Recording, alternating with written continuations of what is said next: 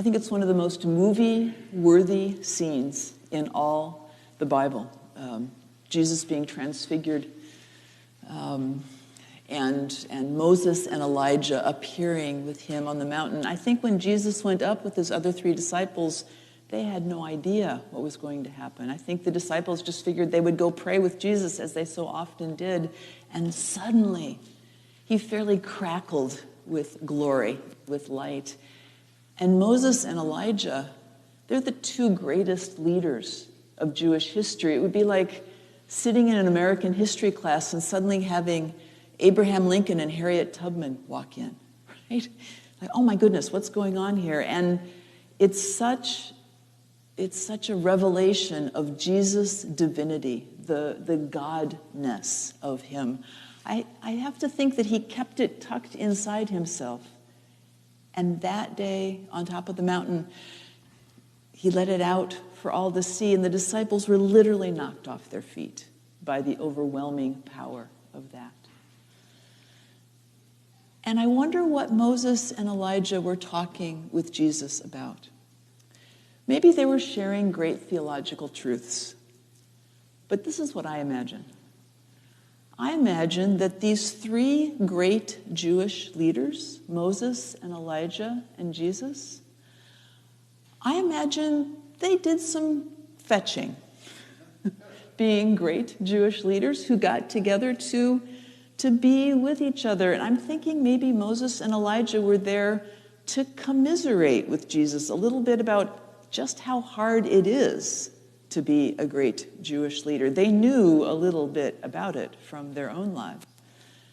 And so I imagine Moses saying, "Whew, Jesus, you have got a lot in front of you."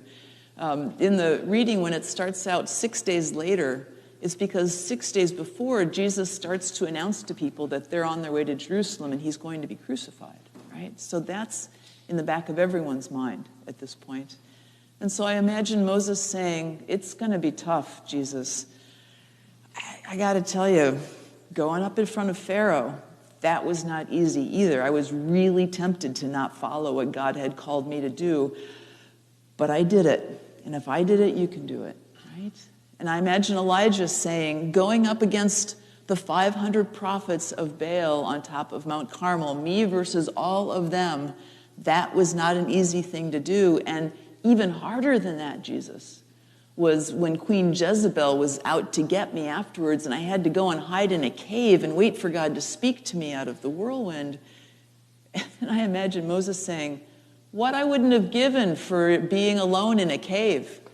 You try getting a couple of thousand Hebrew people across the wilderness for 40 years. You'll be glad you had a cave to be in." And saying to Jesus, "I know your disciples are kind of dense, but believe me, dense is way better than whiny. I did whiny for a really long time." And I imagine them chuckling a little together. The kind of rueful laughter that you have when you know you've come through hard things and you know there's more hard things to come, and because you know you have companions, you'll be able to get through it, right? And I imagine that when they laughed together, the light got even brighter for a minute. And then Jesus tucks all that glory back inside himself, and he goes and he raises up his disciples, tells them to get on their feet and not be afraid, and they go back down the mountain to normal life, or life as normal as it can be, given that they're going toward Jerusalem and toward the cross. But they don't come down the same way they went up. They've had this amazing experience of awe, all 4 of them. And I think they're not the same afterwards. Because that's what awe does to us. It opens us up. Somehow an experience of just how big life is and we're part of it, or how interconnected we are with each other and with the world. That experience of wonder opens us up and settles us down at the same time. This last week, I became familiar with the work of, I'm going to make sure I get his name right, Dr. Keltner. And he has written a book recently about the science of awe. I didn't even know there was a science of awe. And he talks about how awe affects our physical bodies. We all know something about how awe affects us emotionally. I've had experiences, I know you too have had experiences where suddenly you were just awakened to how beautiful things are. A gorgeous sunset, maybe, or that beautiful ballet that a hummingbird does around bee balm, in and out and in and out and in and out, feeding on the nectar. Those experiences of awe, they open our spirits up. They also settle our bodies down. They literally slow down our vagus nerve, which controls our breathing and our heart and our gut. It reduces our cortisol levels, experiences of awe do. And as our bodies settle, our spirits settle as well.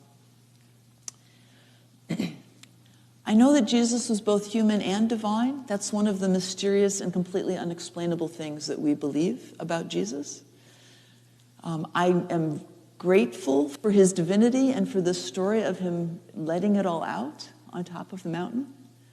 I really need Jesus to be human, which is why for me it's important to imagine that Moses and Elijah came to offer him support and comfort to do a hard thing. Because I need to know that Jesus knows how hard it is to be a person in this world. When he says to his listeners at the Sermon on the Mount, don't be worried about what you'll wear or what you'll eat or where you'll live or any of those things, I want to know that he knows what it's like to lie awake at night, not being sure what the next right move is in his life. If he doesn't know that, then his request to us to not worry doesn't echo as solidly for me as it does if he too knew what it was like to be scared, if he too wondered what the next right thing to do is. And so when Jesus says in the Sermon on the Mount, look at the birds in the air, look at the lilies of the field, I wonder if he's inviting them to return to an experience of awe, for them to realize the beauty of the natural world around them and how God cares for every single blade of grass and every single bird in the air and every single person. That awe that opens us up and helps us to trust. It comes to us in all kinds of ways. In nature, absolutely. Also comes to us in people often. Those experiences of people we have that make us catch our breath, that make our heart beat a little bit faster, sometimes that move us to tears. If you watched the Super Bowl last weekend, you'll know that one of the commercials early on was for a dog food called the Farmer's Dog. I didn't actually see it on TV. I was in the kitchen, I think, taking wings out of the oven to feed all the folks in our house at the time. So I watched it the next morning on my phone. And the Farmer's Dog commercial starts out with a young girl welcoming her puppy home and saying to him, "I'll always take care of you." And then, predictably enough, it shows them through all the stages of her life, right? It shows her saying goodbye to the dog when she goes off to college and the dog coming to her wedding, right? And it ends with the dog in bed with her and her newborn child, and she and the child are both patting the dog's nose, and she's saying to the dog, "Forever." And by now, of course, the dog has a graying muzzle, right, and is getting near the end of the dog's life. It takes 60 seconds for it to tell that story. And when I saw the beginning of it, I was like, oh, this is going to be one of those tearjerker commercials. And darned if I wasn't crying by the end of the commercial. Because when we experience love, even the depiction of someone else's love, that opens awe in us. Even the love between a girl and her dog and the girl, right? even more so when we see it with other folks or when it happens in our own lives. When we see Olympic athletes embrace at the end of a tough race, even though they're on opposing teams or from different countries. Last Friday, I was working at the Friday Cafe, and I was thinking about some of these themes for the sermon, and I found myself knocked over, not literally, but inside, knocked over again and again with awe at the people who are coming in.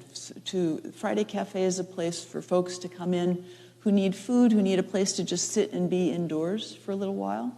And so as folks came in, and as I was watching them come in, the grace and the resourcefulness and the gratitude and the humor that each of these folks brought in, almost every single one. And, even a couple of folks who came in kind of brusquely and a little demanding, again, their resourcefulness to get what they needed. I was awed by that humanity. As I was by the humanity of the folks who were cooking and serving and wiping down trays and doing all of the things that was necessary for that to take place, as it does each week. Such awe right here in Harvard Square. I expect something similar happened yesterday at the sandwich handout. I was not part of that myself, but I know that experience of going out to folks in Harvard Square and Central Square with food is an experience of touching the humanity of these folk who so often we walk by or who walk by us. We don't always notice it.